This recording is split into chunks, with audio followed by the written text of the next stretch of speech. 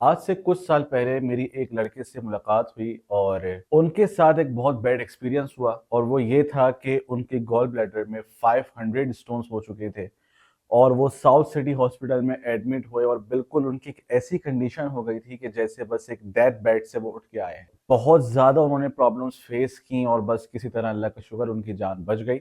उसके बाद फिर वो वापस से उन्होंने जिम्स ज्वाइन किए और फिर एक बेटर हेल्थ की तरफ वो उन्होंने प्रोग्रेस की। लेकिन वो प्रॉब्लम हुई क्यों? गॉल ब्लैडर में 500 स्टोन्स और ऐसी कंडीशन के बिल्कुल वो मरने के करीब करीब एक बहुत बैड एक्सपीरियंस उसको फेस करना पड़ा। तो वो सिर्फ एक सिंपल रीजन की वजह से थी कि वो रीजन ये है जिसको एक ऐसा रीजन कि जो आजकल बहुत कॉमन होता जा रहा है और लोग समझ रहे हैं कि अगर हम ऐसा करेंगे तो हम ज्यादा फिट हो जाएंगे, ज्यादा हेल्दी हो जाएंगे। और वो है कि एक अनकैलकुलेटेड और बहुत कम खाने वाली डाइट को, भूखा रहकर वेट कम करने वाली डाइट को फॉलो करना।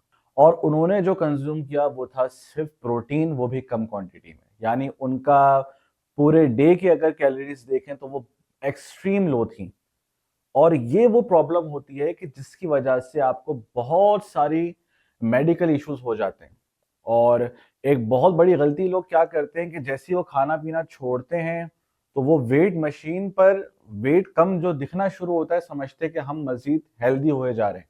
जबकि एक्चुअल में क्या है कि आपकी बोन डेंसिटी कम हो रही है, आपका मसल लॉस हो रहा है, आपका वाटर वेट जा रहा है, आपके अंदर एक कमजोरी हो रही है। वो कमजोर हो रहे होते हैं, बीमार हो रहे होते हैं, वीक हो रहे होते हैं और वो वेट स्केल पे जो वो 2-3 किलो 5 किलो कम हो रहा है उसकी वजह से समझ रहे होते हैं कि हम अब हेल्दी हो रहे हैं। तो ये बिल्कुल ही इसका अपोजिट एक अफेक्ट है, अपोजिट रियलिटी है कि आप अंदर से बिल्कुल खत्म होते जाते हैं। आपके ऑर्गन्स, आपके हर चीज, आपके हार्मोन्स, मेटाबॉलिज्म सब डिस्ट्रॉय हो रहा होता है। और उसकी वजह से एक और प्रॉब्लम क्या आती है कि आपका इम्यून सिस्टम बिल्कुल खराब हो जाता है। तो जो बीमारी होती है आपको पहले लगती है और आप उससे रिकवर भी देर में करते हैं। और ये है कि आपकी स्किन भी लूज होती है, आपकी स्ट्रेंथ भी जाती है। There are number of problems जो आप फेस करते हैं। तो उन्होंने भी जो प्रॉब्लम फेस की कितनी बड़ी, वो यही था कि कम खाना, बिल्कुल ना खाना। और यही प्रॉब्लम आजकल बहुत लोग कर रहे हैं अपने साथ। तो इसी वजह से ज़रूरी है कि हमेशा एक कैलकुलेटेड डाइट फॉलो की जाए।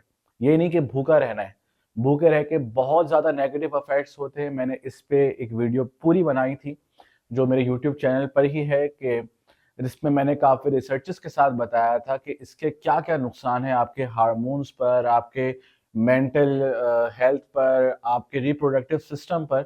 सो हमेशा याद रखें कैलकुलेटेड डाइट फॉलो करनी चाहिए। अगर कैलकुलेटेड डाइट आप खुद से नहीं बना सकते तो फिर इट इज़ नेसेसरी कि आप किसी ऐसे से कंसल्टेशन लें, किसी ऐसे को हायर करें कि जो प्रॉपर न्यूट्रिशनिस्ट हो, वो प्रॉपर एक्सपर्ट हो, कि जिसको पता हो कि आपके हिसाब से, आपके फिटनेस लेवल, आपकी बॉडी, आपके गोल्स के हिसाब से, आपके मेडिकल कंडीशंस के हिसाब से न्यूट्रिशन क्या होना चाहिए।